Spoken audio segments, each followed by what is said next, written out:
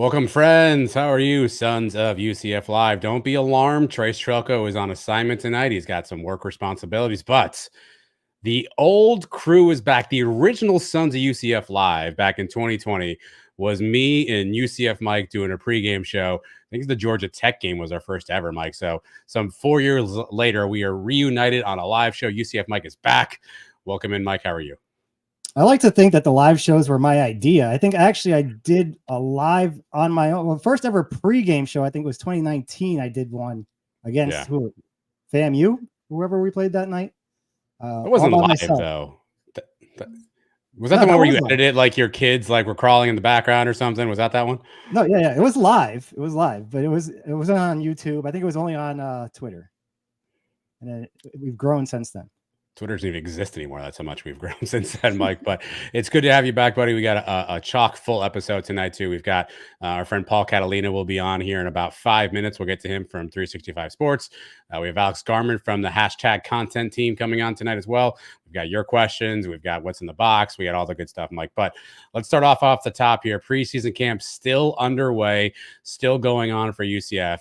How we feeling, Mike? We're into the week 3 cycle of camp. We're coming up on essentially a game prep week here any day now. How are you feeling with 3 weeks under your belt from a camp standpoint? Yeah, I'm getting antsy. I said it on the podcast this week. This is the week I'm feeling a little nervous. I think little jitters are starting to kick in. We're getting closer to kickoff.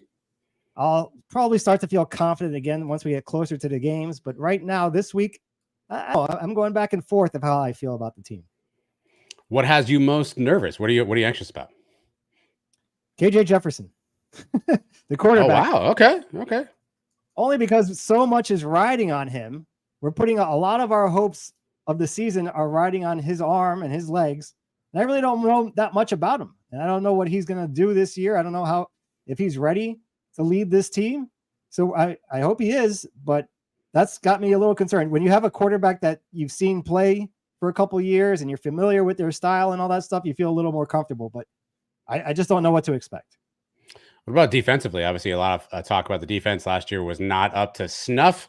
Do you feel more concerned about KJ or more concerned about the defense right now? Well, the defense needed to improve more than the offense. So they have the bigger leap to make. I'm not like solid on the defense right now either until I see the improvements. They've brought in a lot of guys too, a lot of transfers on defense too. So again, guys, I want to see something out of. I haven't seen Ethan Barr play in a real game. You know, I've seen Pace play against us, guys like that. So you kind of know a little bit about guys like that, but the defense has to make a much bigger leap than the offense.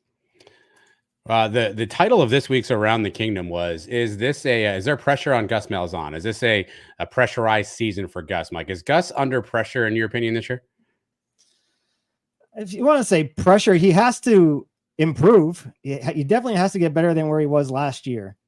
The one thing I always give him a little bit of a credit for is he's done it really without a true starting quarterback for an entire season. In his 3 years here, he's always had quarterback injuries.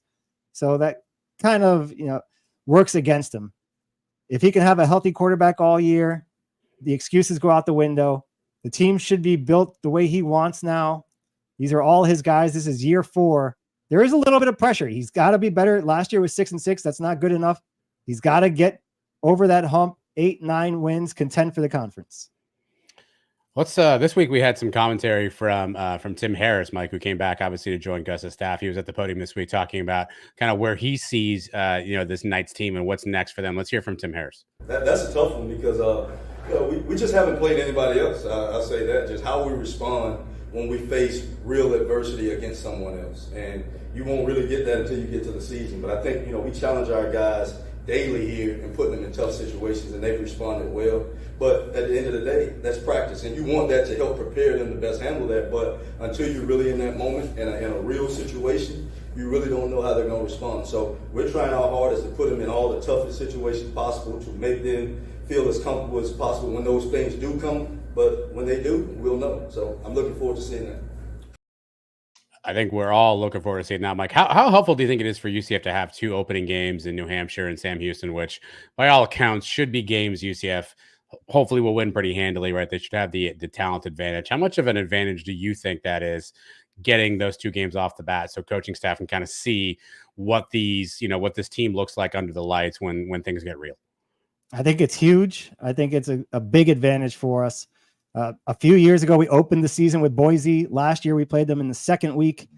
Tough, and that last year's was on the road. I do like seeing your team get tested early. If it's out of conference, some teams play conference games right away, and I don't like that. But I think it's nice that we have a couple games to kind of ease in, especially with all the new pieces, new quarterback, new guys on defense, adjusting to each other, because communication is going to have a big part in this season. How can the offensive line gel? Give them a couple games early to work together, and I think it helps. Well, who knows what's going to happen on the field this year, Mike? But you and I are trying to have a little fun with this, from our standpoint. So if you go to our Twitter account right now, we have a player prediction poll that is posted. So it's a Google form you can fill out. Tell us who you think is going to lead the team in rushing yards, receiving yards, sacks, tackles for loss. So let's have a little fun this year, Mike. You and I did this on the show 2 weeks ago. We're inviting the audience to participate. We're going to take all your answers, and we've got yardage, we got stuff, Mike, and whoever gets the most right will be the winner, and there will be a prize. Mike, you own the tiebreaker. Can you explain the tiebreaker rules to us, please? Well, each category has its own. I mean, you got to get the number of yards. I was just trying to be funny, but if you actually know the tiebreaker rules, feel free to share. I mean, there's going to be a lot of people that predict RJ Harvey to lead the team in rushing. The tiebreaker for that category will be who gets the exact number of yards correct. Whoever's the closest to that, you'll win that category, and whoever wins the most categories wins the contest. Easy enough. So go to our Twitter account. Again, it's up there. I'll probably retweet it out tomorrow morning as well. We'll probably close it down this weekend. So get your player predictions in there now, Mike. Do you have a spicy hot prediction? Do you have a prediction you want to share? We went over rushing yards, went over receiving yards, touchdowns. Of your predictions, do you have one you think that is most controversial or more controversial?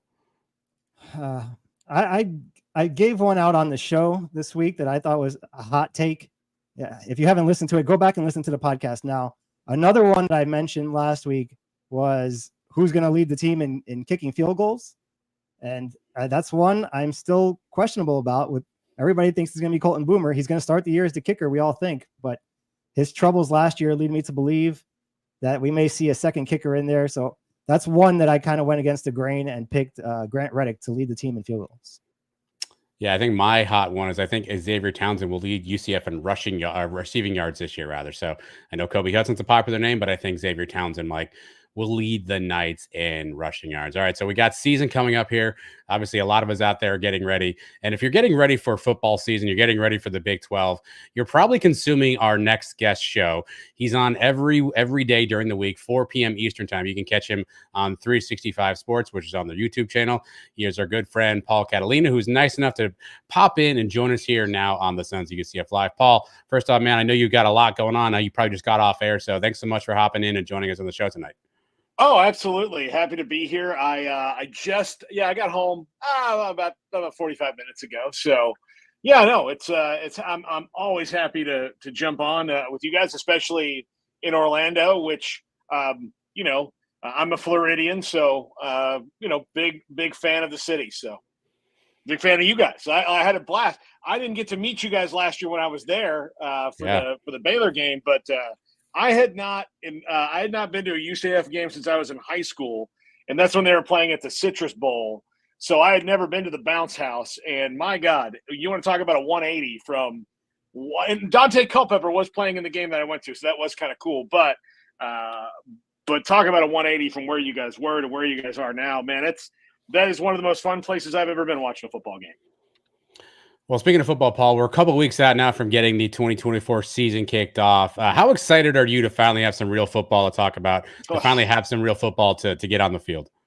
Very excited. The 6 to 8 months between actual games is sometimes is exciting. Sometimes there's things going on. The transfer portal certainly helps with that. That's why I love the transfer portal, because it gives you topics each day. Even when there's no games. So that's great. Like, it's kind of like NBA. Like, I prefer NBA free agency times most years to the NBA regular season. Like, it's playoffs, free agency, regular season to me with them, and giving me, something to talk about. But yeah, I think, I'm antsy for it. I can't wait. FSU and Georgia Tech are next week, and then we kick off the rest of it the week after. So super fired up to see what I think is going to be, especially in the Big 12, an absolutely bananas season. Let's talk a little bit about what to expect, Paul. What's the biggest storyline in your opinion going into this Big 12 season? What's one storyline that you think kind of dominates all others as you think about the Big 12 and the season kicking off?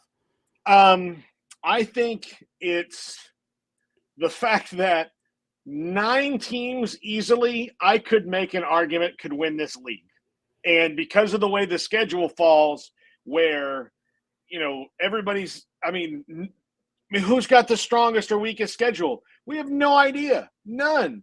And I think that the fact that the league is so wide open in that regard is the story of the league, and is what the Big 12 will be touting and should be touting about the league, is the parity and all of the things that go into that. This is not going to be, look, the Big Ten's not going to have a lot of parity. The ACC is not going to have a lot of parity. The SEC might, but especially now with Alabama not having the greatest coach of all time coaching them, just a guy who's really good. So there will be parity in 2 of the 4 power leagues, and the one that will have the most by far is the Big 12. Look, Utah, Kansas State, Oklahoma State, UCF, West Virginia, Tech, and TCU probably have reasonable claims that they could, if everything goes right their way, win the conference. And I probably left somebody out. Paul, last year, the 4 new teams kind of struggled their first year in the Big 12. This year, we welcome in 4 new teams coming over from the Pac. How much do you think these guys are going to struggle? Do you think they're going to have a smoother transition, having already played in a power conference before last year?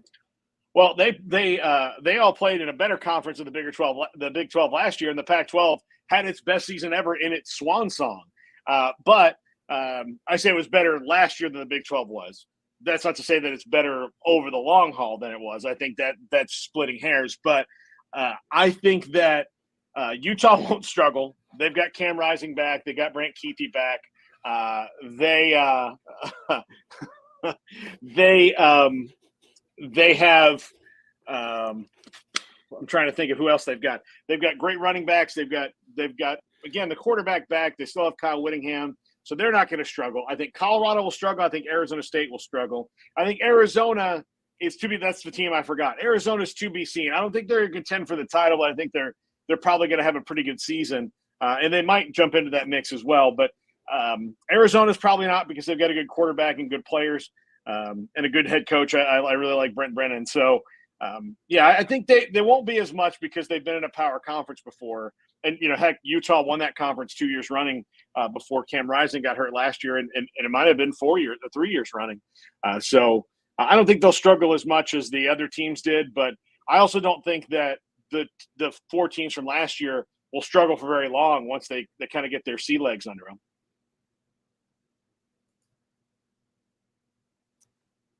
We know the favorites are Utah, Kansas State, and Oklahoma State. All right, that's kind of the consensus. Which one of those teams do you think is more likely to maybe have a down year or be a bust and not really contend for the title? Of the 4 new teams, you said? No, of the 3 favorites: Utah, Kansas State, and Oklahoma State. Oklahoma State.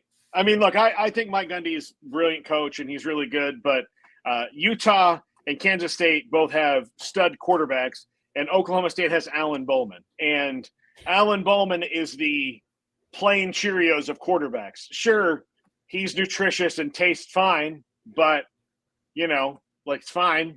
But I'd rather have Honey Nut or Apple Cinnamon, wouldn't you? And that's kind of where he is. I mean, he's going to – if he stays healthy again, which is a big if – I mean, he only did it once, and it was last year. I think it's Oklahoma State. I just don't – I mean, Vegas has them a little down for a reason. I think it's him. If they can ever get a plus quarterback back in there again, they could dominate the league when that guy is there. So I absolutely think it's them. I am. If you watch the podcast, I am just the biggest Avery Johnson stan in the world. I love watching him. He's so much fun. And then look, Cam Rising. like somebody just said on the chat, he's trying to out Dylan Gabriel, and maybe that's true. I mean, he's just he has a chip on his shoulder about missing last year, and honestly, looks like he walked out of an episode of Sons of Anarchy, ready to pick a fight. So I think it'll be fun for them this year at Rice-Eccles Stadium.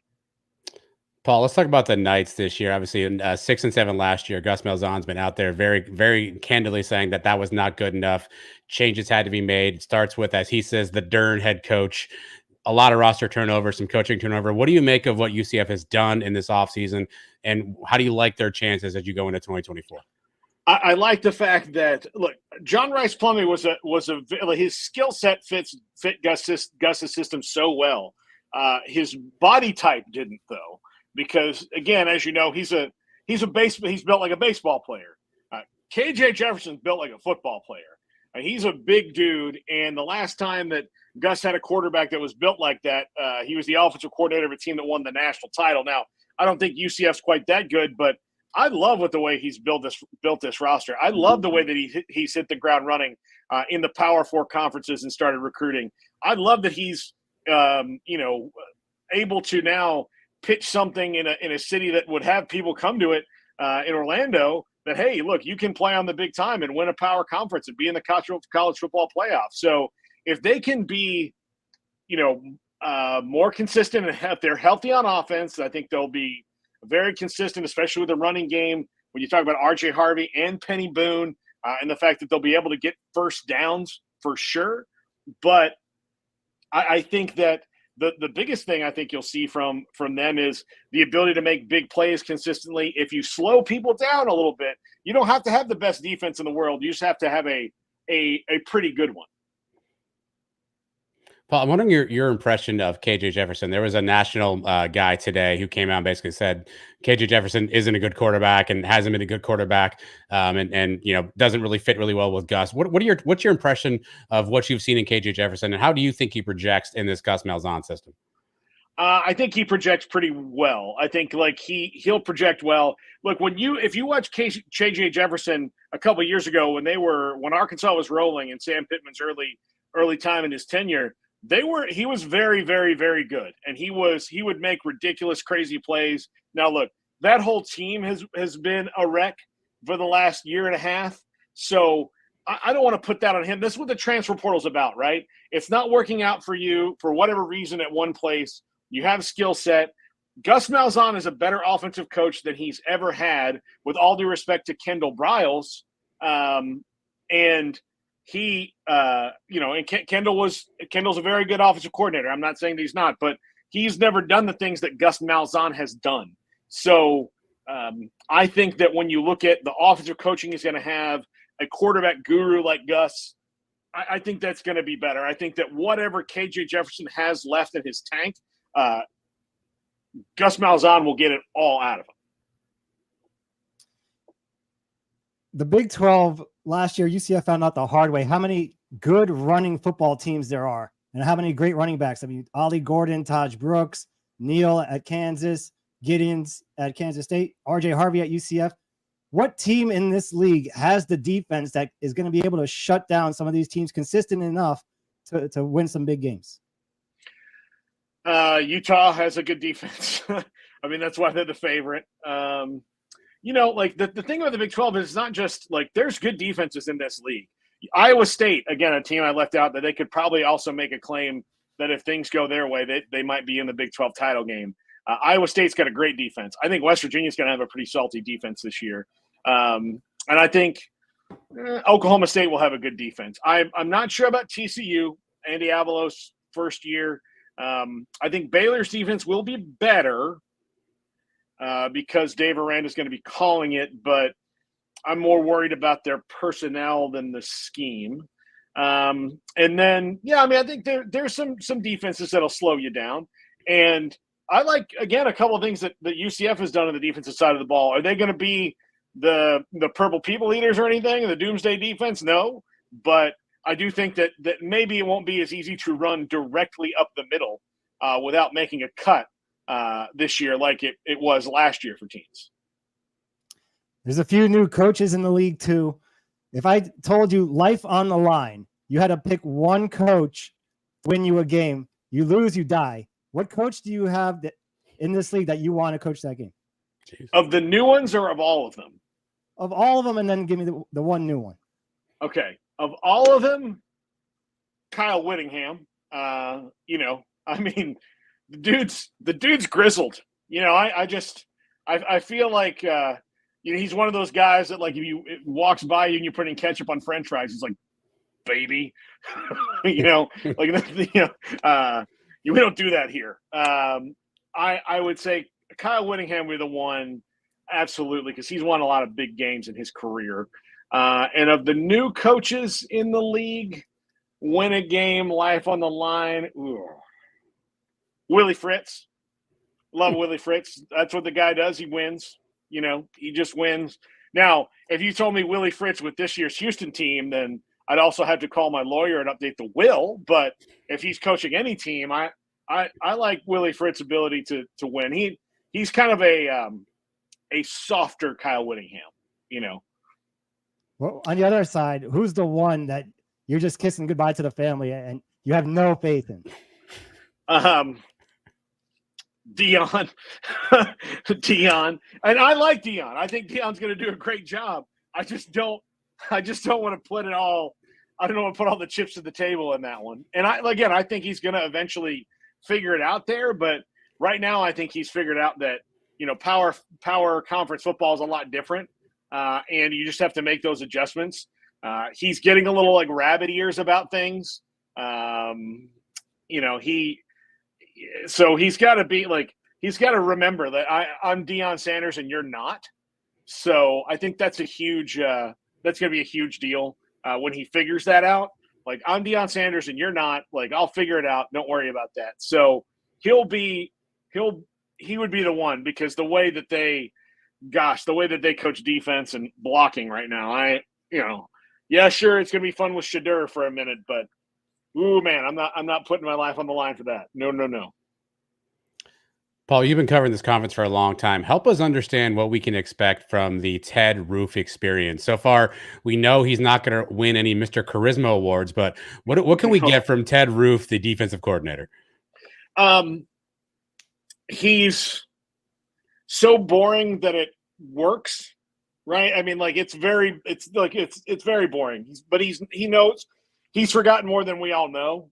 I think that the question that you know, when it comes to older coaches, are they too stuck in their ways, or, you know, does a new opportunity like Ted Roof going to UCF, like getting in a room with Gus Malzahn, does that spark new ideas and innovation and different things to his defense? So I think he can bring a level of consistency that clearly was not there with UCF on defense last year. I mean, you guys lived it, for God's sakes. I mean, it was, you know, you would see these great things on offense, and I watched that Baylor game just again, like the first half of the Baylor game, I was talking to people about, this feels as bad, this season is going as bad as Guy Morris's last year, to, oh my God, Gus, what is going on? How are you letting this team back in this game and then letting them win it?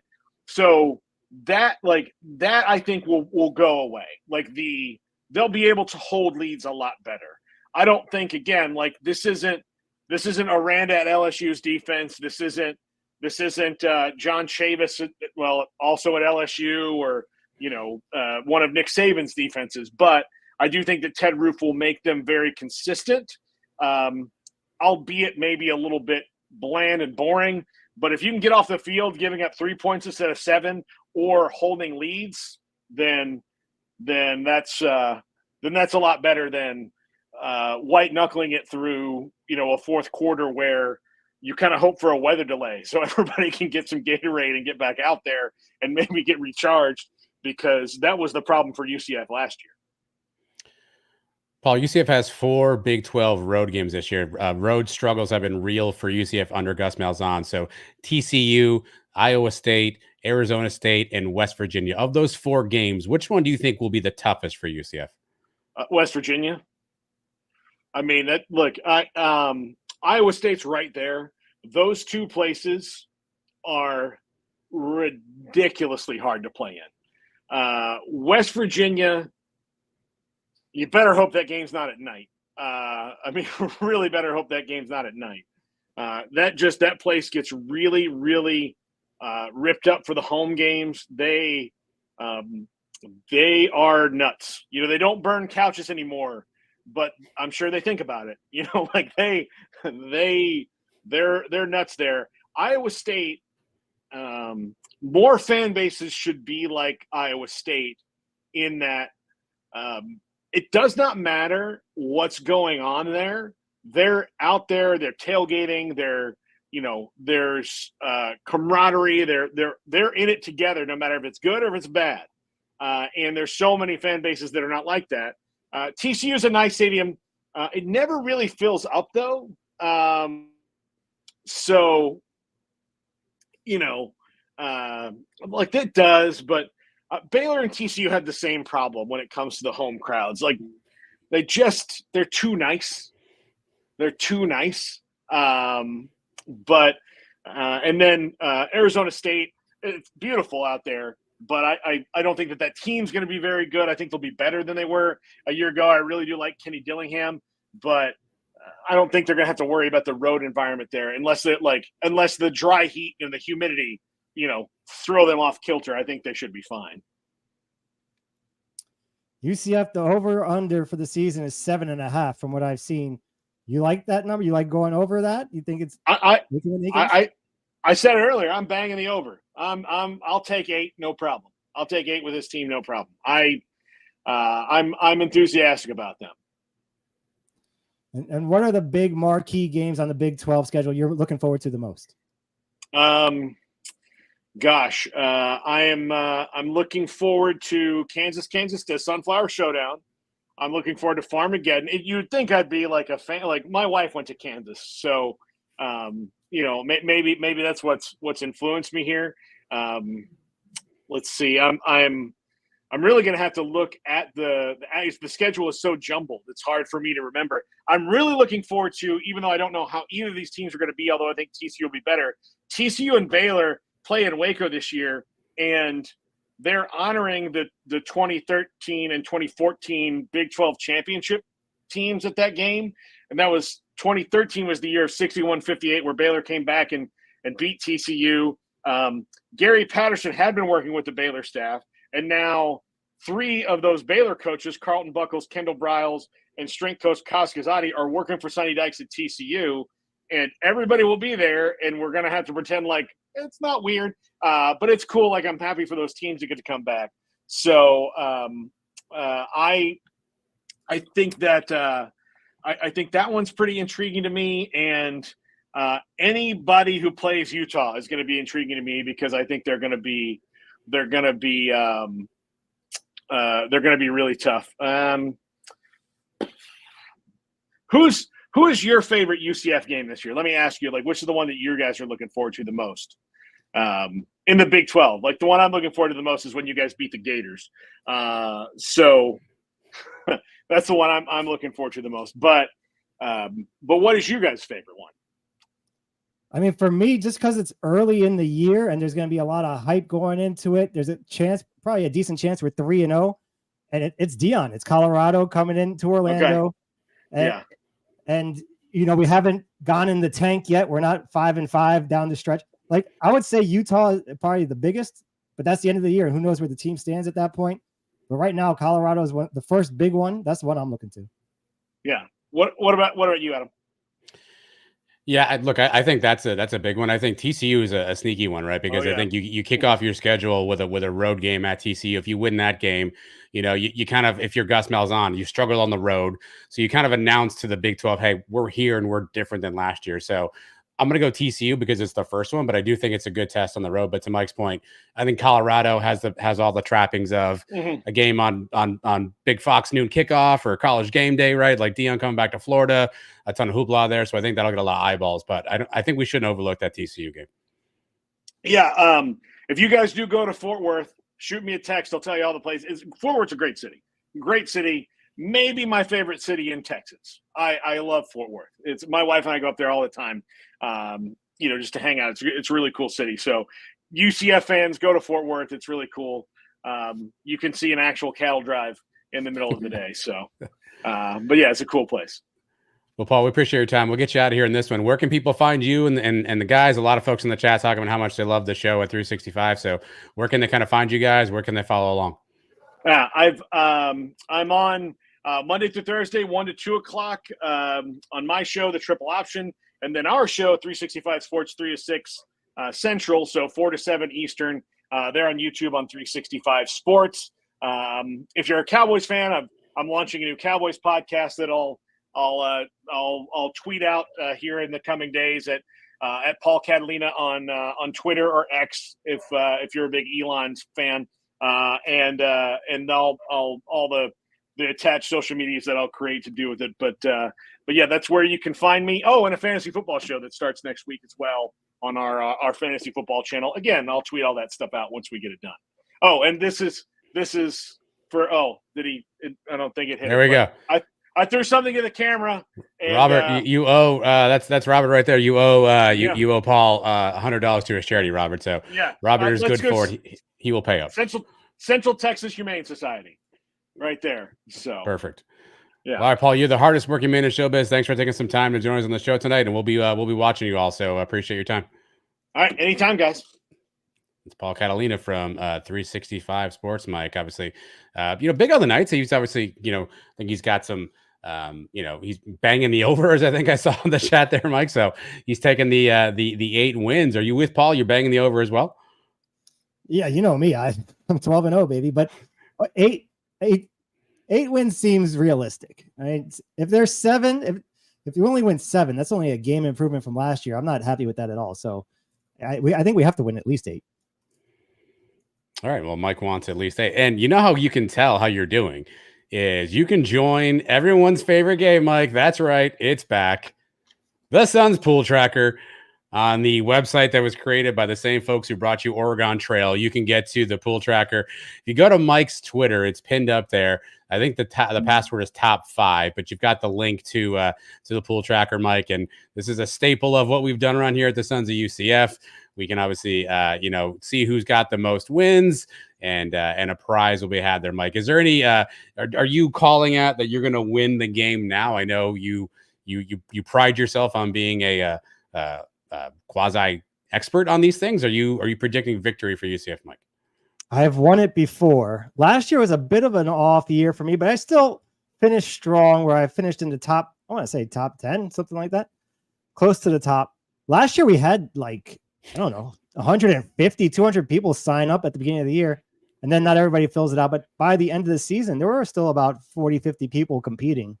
And, it's always fun. It's always fun to go on there. You fill out your games every week and you see what happens. Hey, you may win a distribution of task t-shirt or something.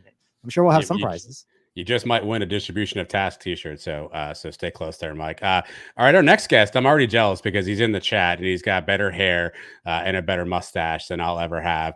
He is Alex Garmon. He's part of the UCF content team. You may have seen his name recently as he's now got a new role with UCF that we want to get into. So first off, Alex, man, thanks for hopping in on the Sons of UCF Live.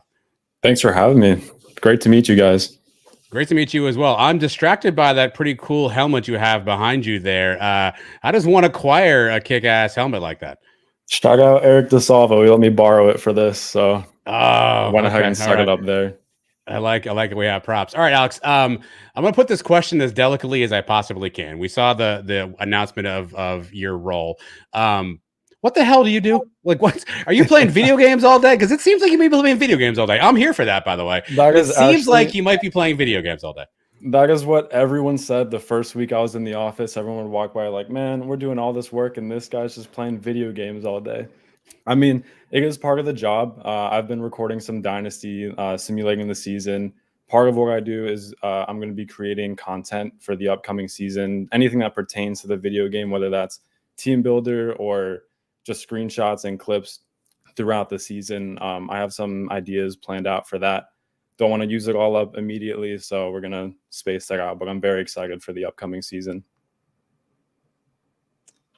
Obviously, you're great at designing the uniforms and the fields and all that. Are you actually any good at playing the game? Here and there, every now and then. I still got to get used to a couple of things. I know they nerfed the Wildcat. I abused that for sure. Jet touch pass is great, but I'm all right for sure. Not definitely no pro, but it's still work. And what are some of the other projects? I know we're pretty familiar with some of your other things you've done. What's been your favorite project so far? I don't know if you can tell, I'm a fan of Space U. So anytime I get to create something that has to do with Space U, last year we put an Orion capsule on the field, had a player jump out of it. This year we have some pretty crazy ideas in the works. Even just like little posters, and I don't know, I love Space U. I know you guys were talking about what game are you all like most excited for besides Florida, because my brother goes to UF, so let's go Knights. I'm definitely looking forward to the Arizona game where Space U will return for sure. So anything Space U related, that's kind of my favorite thing. I love adding the visual effects to live action footage, but I guess game related, because that is my job. The Orlando Booms was like far out of left field, and I thought that was a crazy idea, and I loved just designing those uniforms and then creating that little trailer for it and putting it out there for everyone to see. Alex, how did this job come about? Like, how did this idea come about that we're going to leverage? Obviously, for those who aren't familiar, the video game went away for about a decade and is now back. It's got a ton of publicity. Everyone's playing it. Players love it. Fans love it. How did this idea come about that you and obviously the powers that be there said, hey, we want to take advantage of this game kind of being there and being something that we want to use from a content standpoint? For sure. Obviously, the game is wildly popular, and it came out probably a month as of tomorrow. And so every football account in college football is posting everything. And so UCF is no different. And we really wanted to take advantage of that scale. And it started off with Team Builder when they released that website. I was in talks with the assistant director of football content, Julian Bright, and he came to me with the idea like, oh, what if we did a team based on the Sandhill Crane? And so it kind of started with that. I was going to just do a side project for them as freelance. And then I got a call from Eric DeSalvo probably within that same week. Like, how would you like to be the world's first CFB content coordinator? And I was like, yeah. So now here we are a couple weeks later. And we're just so many ideas in the tank. I'm so excited to get more of this out there. What's your schedule look like? I can't imagine this is a 9 to 5. Like, what's your schedule look like? What are you making this stuff? Are you a night worker? Or are you kind of somebody who likes to work during the day? Like, what's your typical schedule like? For sure. I'll definitely pop into the office every now and then. I can work remote, which is nice. So I got a whole setup here, and I can record my content. I got this little like black and gold controller. I'm ready to go. I can record content here. I can record content in the office. Team Builder is web-based. So, it's, I can come and go, but I definitely love being in the office, being around like one of the greatest teams I've worked with, super creative, always running ideas by me. I'm running ideas by them. So just, it's a blast, honestly. Couldn't ask for a better job at this point.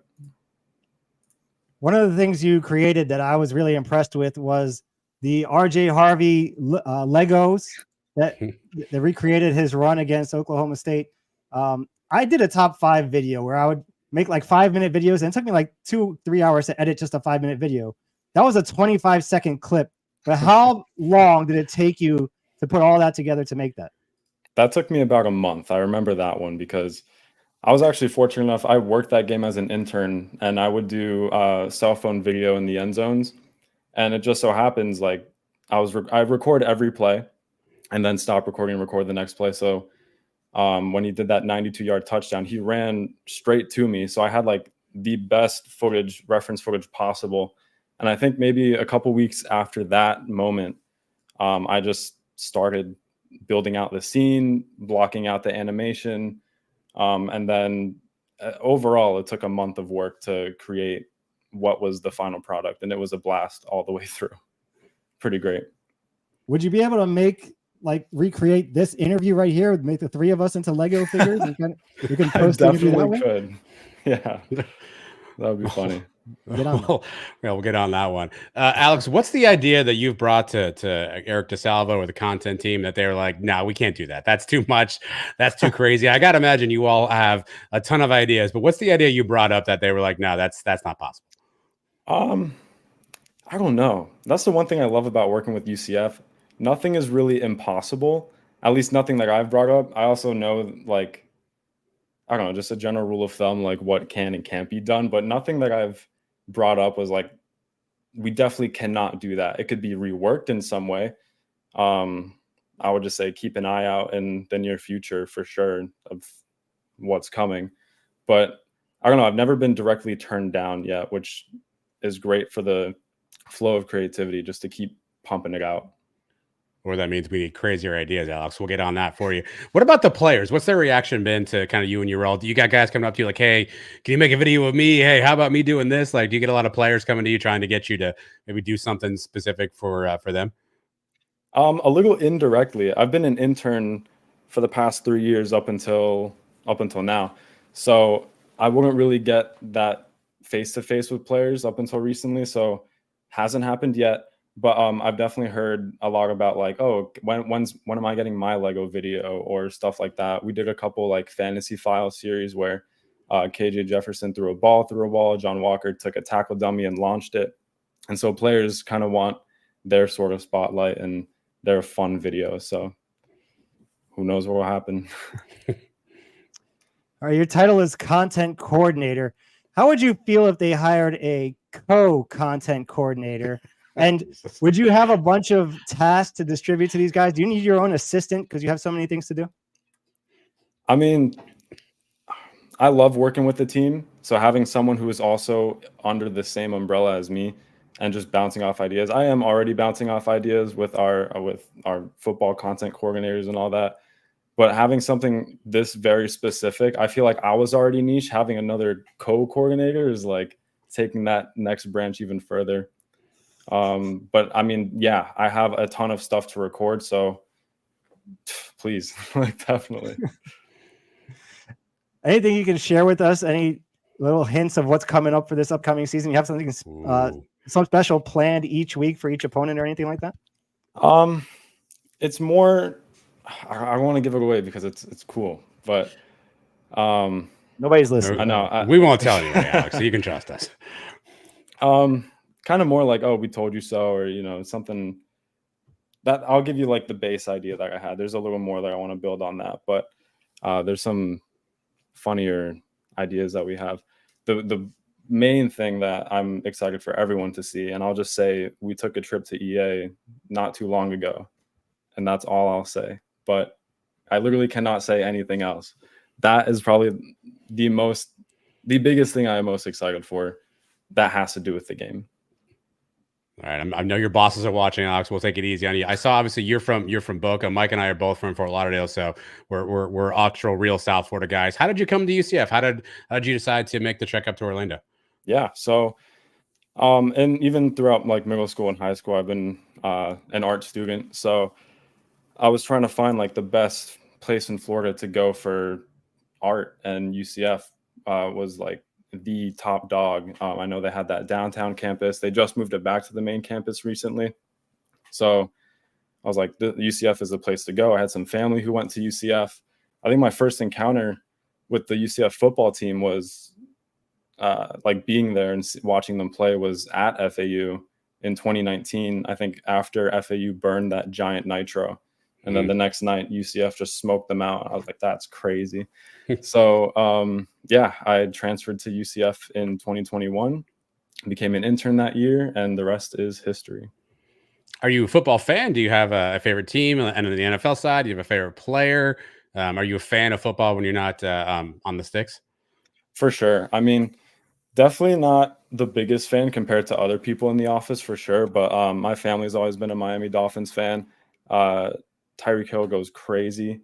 I did play a little bit of Madden 24 before CFB 25 to get familiar with what EA is cooking recently. So I wouldn't be terrible at the game when it came out. But I mean, it was a drastic change. But yeah, definitely football in the family for sure. I'm definitely not on the highest level, but I know a thing or two. All right, Alex, we'll get you out of here with this. What's the goal? What's 10 years from now? What do you want to be? What's kind of your career goal, your career aspirations? If you could kind of create your dream position, which it sounds like we may have already done for you, by the way, but if you could create your next dream position, what do you want to kind of be, and what's the goal for what you want to do? Yeah, I mean, not to take it all the way back, but when I was like 12 or 13 and I saw the Avengers, I was like, wow, movie VFX, that's crazy.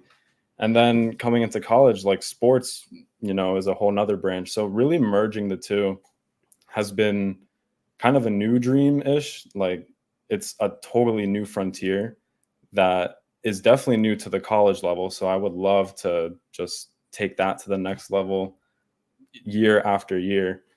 And I've been able to do that luckily as an intern. So I'm so excited to see what I can do as an employee now and just really create some next gen stuff like going forward every year. Well, Alex, if you ever need anybody, if you're going to start a movie about two 40-year-old superhero podcasters, I know a couple of guys that can help out. So you keep our number handy, man. But pleasure to meet you. Great job on the stuff you're doing at UCF. I know all the fans can't wait to see what the content team comes up with every year. You all just kind of outdo yourself more and more and more. So I know you got some big fans who are going to watch what you're doing, and we appreciate you hopping on the show. Best of luck with your studies, and hopefully we'll catch up with you at a game this year. Thank you so much. Yeah, I'll see you all soon. Thanks again for having me. Thanks, Alex. Thanks. That is the video game guy for UCF, Mike. Where was that when we were in school? I mean, I feel like I could have been good at that. I mean, we played video games enough. Basically, every night after we would go out or whatever, we'd come home and play a few games. But man, that would be a cool job. That's a darn cool job, yeah. And Alex has a cool mustache and a cool Space U backdrop there. So again, go follow Alex if you want to find him on social media. It's at Garmon3D. To Mike's point, he did a lot of cool videos. He did the KJ Jefferson throwing the ball through the wall videos he mentioned. Did the John Walker and obviously the Lego video as well. So Eric DeSalvo and the entire content team continue to raise the bar and make us proud here at UCF, Mike. All right, let's go around the kingdom. And I want to get to the sounder because if I don't, I feel like I don't want to get in trouble because I feel like this guy would hurt me. So let's get ready for some around the kingdom. I'm Lee Hunter. Let's go around the kingdom. Like when Lee Hunter says go around the kingdom, you know what you do? You go around the kingdom. You go around the damn kingdom is exactly what you do. Let's talk men's soccer. Anderson Rosa and Luca Dorado named all conference team. Anderson Rosa also the preseason defender of the year on the Sun Belt Conference. Mike, as you and I are talking, let me look on my screen. UCF 5, FAU 1 as the women's soccer season kicked off. There's about 12 minutes left to go. Mike, they're playing this game inside the football stadium, which makes for a very weird visual, by the way. But the Knights off to a nice start, 5-1 right now with about 10 minutes to go. And your favorite thing of all time, watch list, Mike. Lee Hunter named to two more today, the Bednarik and the Lombardi. I think I saw he's one of like 8 guys to be on like 4 or 5 different lists as well. So Lee Hunter continues to get a ton of publicity and obviously setting himself up for a big season. I know, Mike, you're a busy guy. You got a lot going on in your life. I know you got kids, wife, all this other stuff, right? But I know a guy like you never misses an episode of Around the Kingdom with one Trace Chelko and one Eric Lopez. And I don't think you missed this at this week's episode, but if anybody out there hasn't caught up to it yet, here's a little clip. You can find the entire episode on our YouTube channel, but here's Eric yelling about something, I think. We'll see. I don't know. I honestly have no idea about this defense. You could tell me they're going to be much improved and create turnovers and it works, or you could tell me that it doesn't work and they still struggle. I don't have a sense on this at all. It could go either way. And this, in a lot of ways, will define how good and the ceiling of UCF's 2024 football season. I just don't know, Trace, at all. I believe in the concept. I just don't know if the execution will be there or not. Trace.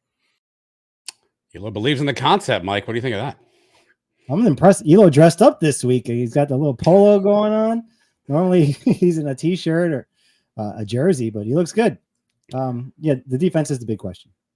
He's a sharp dressed man. Okay, Mike. The mailbag segment has got a lot of eyes lately. A lot of commentary about I'm not putting myself in there. Trace was disappointed at his stature in the order there. Didn't want to be behind a shirtless Brian Peterson. So I have a debut again. This is now called mailbag number 5, Lou Bega style here. This is the latest and greatest mailbag clip. We've added some new stuff to it again. So we're gonna keep just making this mailbag clip longer than the mailbag segment itself. So here it is. So it's a mailbag. So what? So what? Do you know whose mailbag that is? It's that time again. Time to open the Brian W. Peterson Sons of UCF mailbag. Yo! Because I don't really like any of these guys. None of them are my guys. Maybe a pony. Giddy up. Oh, hell yeah. The new and improved mailbag, Mike. They said I wouldn't change it. Trace has questions. He has issues, and so that is the new and improved mailbag. Can I get your review, please? I like the addition of Elo. You could have used the other one that you. Woo! Whoa! Ooh, that one. That's a good one too. That is a good one. That's a good one. Yeah. Trace with a pony is good too. So I like it. I keep adding on to it. Let's see what else we can do. All right, let's get to some mailbag questions. This one from our friend at Lonely Bee, UCF Mario. What was the best Olympic event, Mike? Rhythm gymnastics hula hoop, rhythm gymnastic balls, or rhythm gymnastics group all around? I gotta tell you, I didn't watch any gymnastics at all. Like even the good gymnastics ones with the Simone Biles and all that stuff, that was happening during the day. I already knew who won by the time I got home, so I never really watched it. I had the Olympics on all the time. If you ask my wife, she thinks I watched all the Olympics because it was just on the TV, but I really didn't watch as much. So those events themselves, I didn't see. Yeah, I don't have an opinion on this either. Matt Dolan saying that the Thriller hula hoop girl was great. So let's just go with that. At our friends at the 10-12 Network, UCF has 5 teams this season. Mike will play for the first time ever. Arizona, Colorado, Iowa State, TCU, and Utah. Which of those games are you most excited about? Well, I said it in our previous interview, the Colorado game, just because of when it is early in the year. We're still going to be, I think, hopefully 3-0 at that time. It's going to be a lot of hype going into that game. People are going to be excited. And then Dion brings eyeballs. I mean, there's going to be a lot of attention on that game. If it's a big noon kickoff, even more nationally, everybody's going to pay attention to that game. So that's the number one for me. Utah would be number 2, but again, that depends on how the season's going.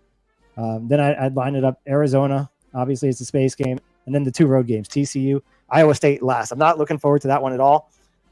Probably mainly because there's a good chance we don't win that game. And 2, it's in Iowa. And I have no care to really watch games played in Iowa. We know you don't watch games west of Tennessee, Mike. At 2 letters, 2 words. What do you think the biggest reason for last year's poor run defense was? Was it talent in the Big 12? Was it execution? Or was it scheme and play calling? There's some controversy with this question, though, because Robert created his own poll off the question. You know how Trey says about his polls, Mike. He's the poll guy around here. No other polls being up. So there was some controversy here. He does not have the results. I don't know who won this poll, but why was the defense so poor? Talent, execution, or scheme? Did he have the answers in alphabetical order? Because if he didn't do it that way, then Trace is going to have some big issues with it. No, I don't think. If this is the list he has, this is not alphabetical as far as I can tell. Oof. He's going to be in big trouble. Yeah.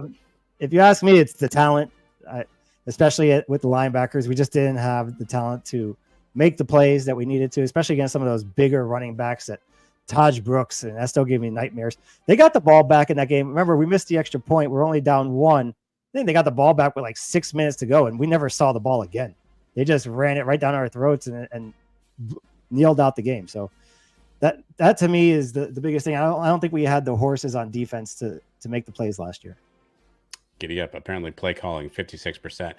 This is from our friend at Emptiness 4, Mike. You know who this guy is. This is Michael, who covers baseball for us, with a really interesting question. Should he cut his hair? If you haven't seen Michael, he's got some nice long flowing locks. Does a lot of deadlifts in the gym, as I've seen, Mike. You are one who has had different hair lengths of late. Michael wants to know, should he cut his hair? What's your advice for Michael? I say yes. It's just because it's too hot. So if he's living in Florida, it's too hot to have that long hair. So unless he's pulling it back, doing the man bun stuff, there's some convenience to it if you don't really care and you just let it flow and stuff. But I would cut it. I ended up cutting it, and I think it feels better. A little short on the sides. From one mic to the next. At UCF Knights win, has Gus ever been an old high school coach? I'm not sure. I don't think I've ever heard that about him before. Does he ever mention that he's coached in high school? Yeah, I wouldn't know anything about that. At the JC Morning, we talked about this on the podcast this week. How many QBs will start at least one game for UCF this season, and how many QBs will play? This was these were questions on our survey that we have going on right now, right? And I answered on the podcast. I think there's going to be a game where somebody else has to make a start, whether that's because of injury or just because KJ is not playing well. But we haven't seen a guy really go the whole year at quarterback in a while. So just playing the odds on that one. And then I figured there's probably at least 3 guys in that quarterback at some point throughout the season. I'm not trying to have the faith and say KJ gets all the starts this year, but I do think you see 3 guys play. I think you see KJ, Ja'Carry Brown, and Dylan Risk. This comes from L025. What will it take for Trace to become a Citronaut convert? What needs to happen? Why do you hate progress? Luckily, Trace has given me his answer, and it's, quote, I don't see it as progress. I support this gimmick once a year for every sport, auctioning off the uniform to raise funds for athletics or the kingdom.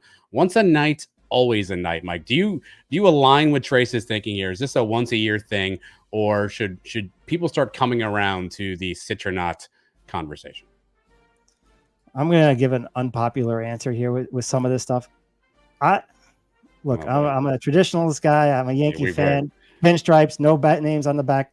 Just go with one thing and stick with it. I'm kind of tired of the back and forth, and now we're adding in the Sandhill Cranes, and then we got the shuttle launches every other night. I mean, it's getting to be too much. Just be the Knights, or if you just want to be the Citronauts, that's fine too. Just pick one. Enough with the flip flopping. It's coming from me, Kurt Gibson, truther, Mike, at Brian W. Peterson. 18 penalties during scrimmage 1. He wants to know what hurts more. Offensive penalty that stalls a drive and causes a turnover, or a defensive penalty that gives up a first down and keeps the opponent's drive going. Which one hurts you more? I don't know why, because they both obviously have terrible effects. But to me, the defense, I mean, you're about to get off the field and get the offense back on, and then all of a sudden they call illegal hands somewhere or something, and it gives them a first down. That's just a backbreaker. Wears the defense out. Then I stay on the field for at least probably another 3 plays. Maybe they go down and put points on the board, and your offense is sitting cold on the sidelines. To me, that drives me nuts. So I don't know. I get angry either way, but to me, there's something about the defense that just drives me up a wall.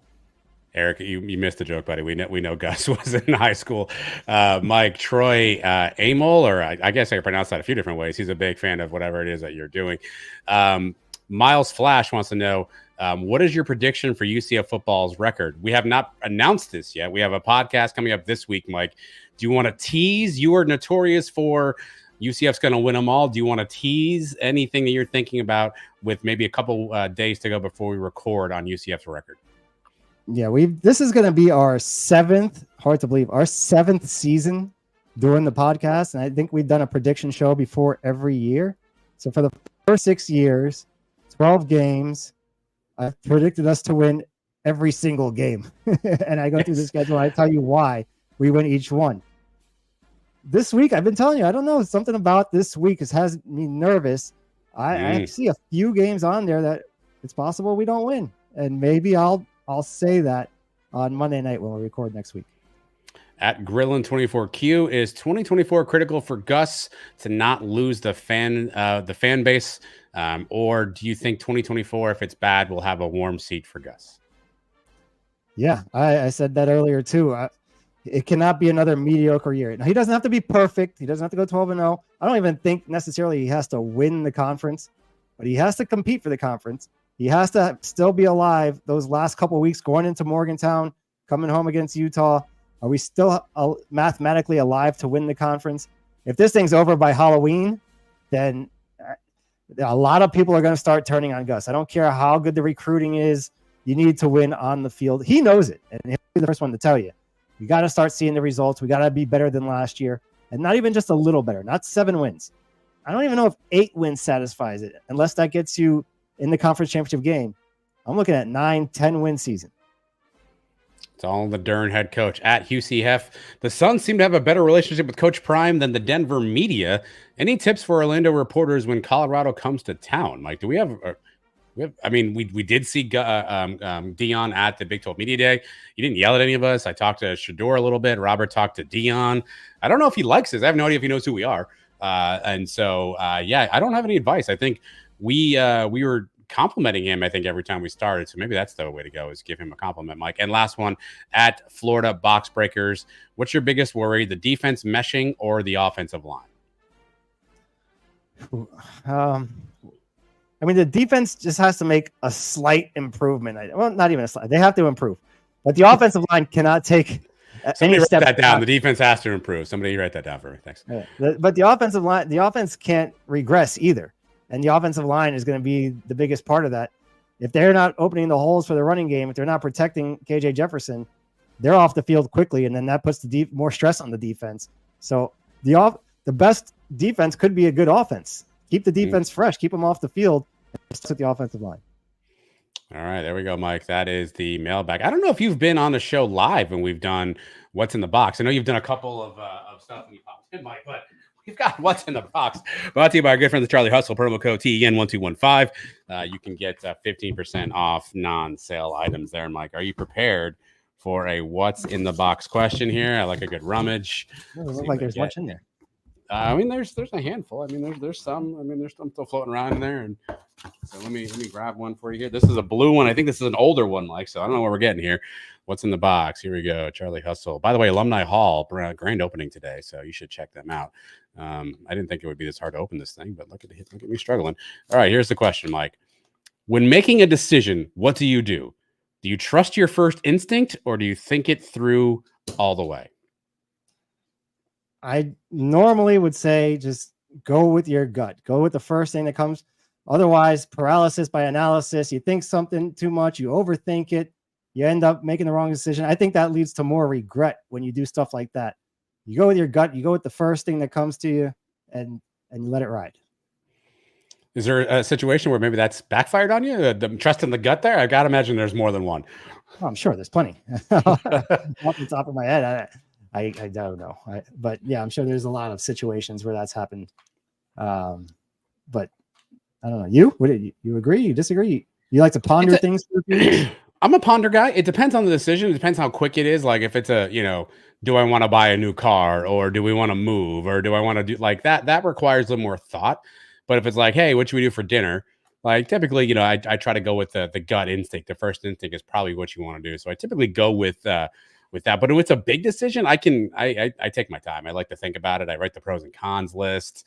I like to figure out, who says no. I do all that stuff. By the way, UCF women's soccer 5-1 victory over FAU. So 1-0 for the 2024 soccer season. Mike, I know you would have been there tonight. I know you're a big soccer guy in your backyard, basically. But thank God you're here for the live show, and so we appreciate you for that. 5-1. What's the equivalent of that in football? Is that like 63-2? Or that's a blowout. 5-1. That is a blowout. Yeah, that's like 3 Kirk Gibson home runs right there, and that's how you end that game. But that's how we also end the show. Big thanks to everybody who participated tonight. I love to see the comment section blowing up as always. Big thanks to our friend Paul Catalina. Thanks to Alex Garmon for hopping in, sharing more about the content. Mike, thanks to you for filling in this week. Trace Trucco on assignment. Maybe is UCF Mike coming back? More live shows? Can we twist your arm? Can I put some peer pressure on you now while you're live here and people are staring right at you? Do we see more of UCF Mike on the live show? I never say never. I never say I never want to commit to too much. There's going to be Thursday nights for sure where I won't be. The Giants play the Cowboys on a Thursday night, I think, coming up in the first few weeks of the season. I'm out on that one. We'll see. Maybe for a big game preview, a big game. You never know. Yeah. It also depends on, are we bumping up the paychecks? I'm only getting paid for the podcast night. Now 2 shows. Well, you want me to appear on Up All Night? You want me to do the work, you clock in. The pay comes. I don't know. I know 51-10. Wow. So that sounds like a no. So say goodbye to UCF Mike on his last ever official live show. But we appreciate Mike for being on here. Everybody have a fantastic weekend. We're getting so close to football, so stay tuned to everything Sons of UCF. We will have you covered. For Mike, I am Adam. Go Knights. Charge on. KJ Jefferson, quarterback here at UCF. Thank you for watching the Sons of UCF. You almost didn't say UCF there. Struggle. Okay. We got to go. We're still on live, by the way. That's